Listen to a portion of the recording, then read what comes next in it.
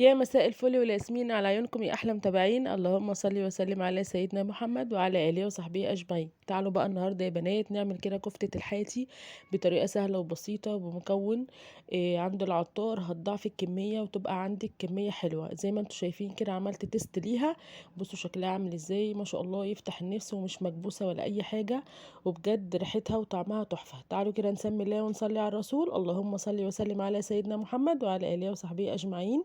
اول حاجه كده بشرت بصلايه وحطيت عليها كده قرن فلفل احمر وهقلبه بالشكل ده. عايزه بقى تحطي قرن فلفل احمر قرن فلفل اخضر مفيش مشكله، وهركنها على جنب كده. وعندي بقى ده المكون بتاع العطار اللي انا قلت لكم عليه، برغل. بتجيبيه كده من اي عطار، او مثلا برغل اللي هو بتاع الضحى لو انت عايزه تستخدمي بتاع الضحى. لكل نص كيلو من اللحمه كوبايه من البرغل. هحط كده كوبايتين عشان انا هستخدم كيلو من اللحمه، فحطيت كده كوبايتين وهحط عليهم كوبايتين ميه سخنه، واسيبه بقى كده اقلبه واسيبه كده على جنب لحد بقى ما هكمل بقيه الحاجات. وهنا عندي بقى كيلو من اللحمه بالشكل ده، هفضيه كده في طبق كبير، وهحط عليه بقى هنا البصلايه اللي احنا بشرناها في اول الفيديو. بشرتها كده مع قرن فلفل احمر، هو مش حامي الفلفل الاحمر ده. هصفيها كده كويس قوي كده بالصفايه لحد ما انزل ميتها خالص، انا عايزه بس التفل بس. وهنا الميه هحجزها كده على جنبي عشان هحتاجها. وهنزل كده بالبصل اللي انا صفيته بالشكل ده من الميه على اللحمه. وهنا بقى البرغل كده بعد ما اتشرب من الميه خالص هصفيه كده بكف ايدي كويس قوي من الميه، عشان ما يكونش فيه ميه خالص. وحطيته كده على اللحمه. وبعد كده هنزل بقى بكيس من التوابل بتاع لحمه المفرومه، من اي عطار توابل لحمه مفرومه. انا هنا هستخدم نص كيلو كيس، فانا حطيت كيس تاني بعد ما خلصت.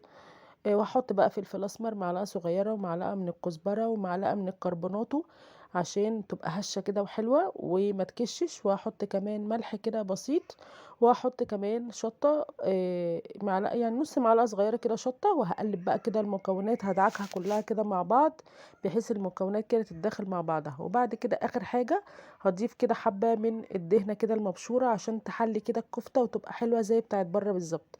يعني هما بتاعت بره دي لازم يحطوا ليها دهنة عشان تبقى حلوة. وهنا بقى هاخدها وش كده اخير كده في الكبة علشان تنعم معايا، وكل المكونات كده اضمن انها تدخلت مع بعضها. بصوا بقى هديها وش كده كويس قوي ويبقى ناعم كده بحيث كل حاجة تتفرم زي ما قلت لكم مع بعض. بصوا بقى نعمت معايا ازاي. هجيب بقى ميه البصل كده، وده شكلها بعد ما فرمت كده الكميه كلها. عايزه اقول لكم ما شاء الله رمت كميه حلوه قوي.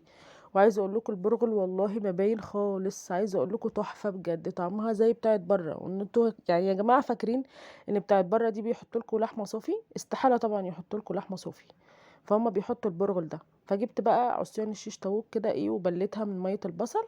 وبعد كده هحط بقى كده اللحمه بتاعتي كده، وهشكلها زي بتاعت بره كده زي صبع الكفته كده، واديله شكل بالشكل ده. لا اما بايدي لا اما بايد بتاعه الشوكه او المعلقه، هوريها لكم. وهنا بقى اخلص الكميه كلها نفس الشكل كده على العصيان بتاعه الشيش طاووق كده بحيث انها تبقى كده مفرغه من جوه وتبقى شكلها حلو.